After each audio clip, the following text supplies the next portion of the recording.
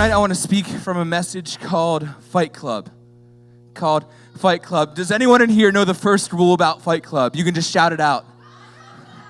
Don't talk about Fight Club. Well, this morning in JV, we're all about breaking the rules. So we're going to talk about Fight Club this morning. We're going to break some rules and talk about Fight Club. How many of you guys are ready? No one's ready? How many of you guys are ready?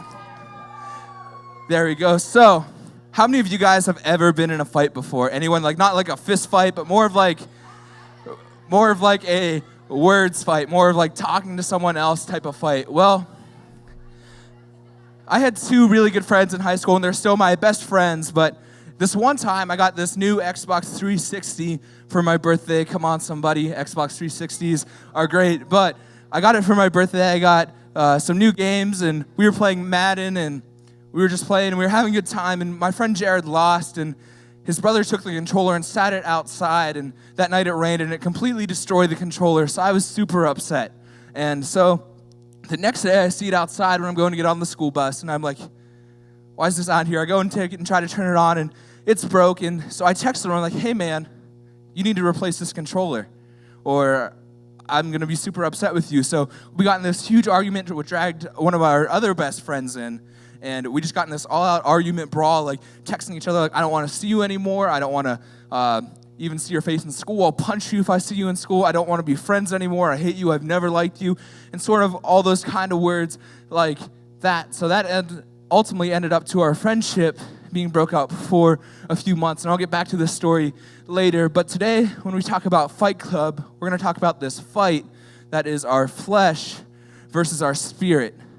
Or the Spirit, and it's all in our minds. And my scripture is going to be in Romans 8 today, verses 5 through 10, so I'm going to go ahead and read that real quick. For those who live according to the flesh set their minds on the things of the flesh, but those who live according to the Spirit set their minds on the things of the Spirit. For to set the mind on the flesh is death, but to set the mind on the Spirit is life and peace. For the mind that is set on the flesh is hostile to God, for it does not submit to God's law. Indeed, it cannot. Those who are in the flesh cannot please God. You, however, are not in the flesh, but you dwell in the Spirit. In fact, the Spirit of God dwells in you.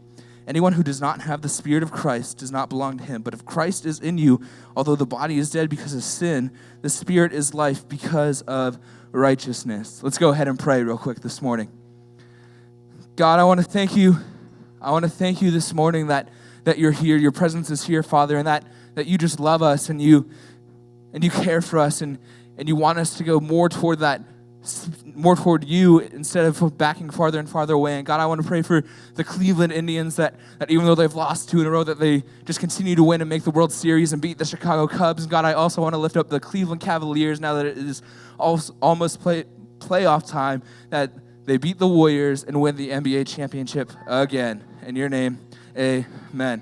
So in Romans, Paul is writing to the Romans, and I love when he says, the mindset on the flesh is death, but the mindset on the Spirit is life. I really like when he says that because it makes me think that the ultimate victory is to get to a point where we just listen to the Spirit, but the ultimate is defeat when we only listen to the flesh. You see, our minds are addicted to this thing called dopamine, which is something in our brains that allow us to get off track and really start to focus on something that we shouldn't be focusing on. You see, our body doesn't know what's right from wrong, good for bad, and et cetera, et cetera.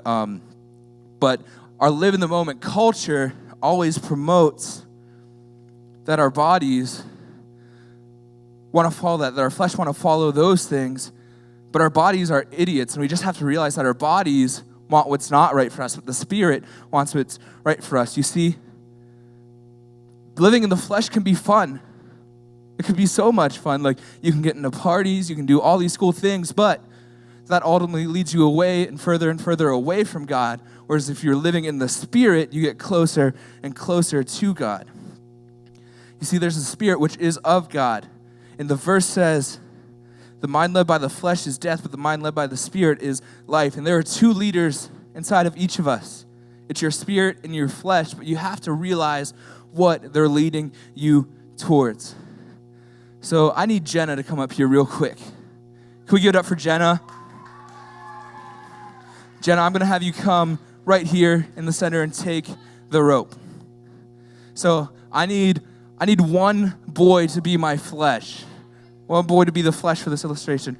You right there. And I need one girl to be the spirit right here. So you can go ahead over there. And you guys can go ahead and pick up the rope. So when I think of Fight Club, I think of like Jenna is our mind, Jenna is in the middle, and then sometimes our flesh starts to pull a little bit on what we're doing. So it starts to pull our minds towards that way, but then sometimes the spirit will start to pull us this way, and it will start going back and forth, and it will become this fight in our minds. It'll become this fight in our minds. But then more when I think of it, it's not a game of tug of war at all. So can you guys come toward the middle, sit down the rope and come back up to the stage. So it's more of like, when I think about it, Jenna, you can go ahead and sit down in the middle. You don't need the rope anymore. And then you can go ahead and sit down there, and you can go ahead and sit down there. But when we're dealing with our minds in the battle of flesh versus spirit, we have to take it more of a dinner table conversation where flesh is talking to the mind and spirit's talking to the mind, and you guys are all just conversating, but you have to sit and talk that out before you make a decision. Because with me and my friends, when I decided to get mad, I could have simply just forgave, but I wanted to do what the flesh wanted me to do and just be angry and just be like, I'm going to go this route. And I ended up not being friends with them for about 3 months. But if I would have listened to the spirit and just forgave them and had that conversation, the whole 3 months of no friends would have never happened. And I know there's things today, there's temptation, there's peer pressure where we have the opportunity where alcohol, drugs, and sex are all just thrown in our paths, and we have all these things and like just in our way all the time. But we have to sit down and we have to have that conversation between our flesh, our spirit, and our mind, and then decide which one's better. And ultimately the spirit will be better because it'll lead you to victory. It'll lead you closer to God. Can we thank these guys for coming up this morning? And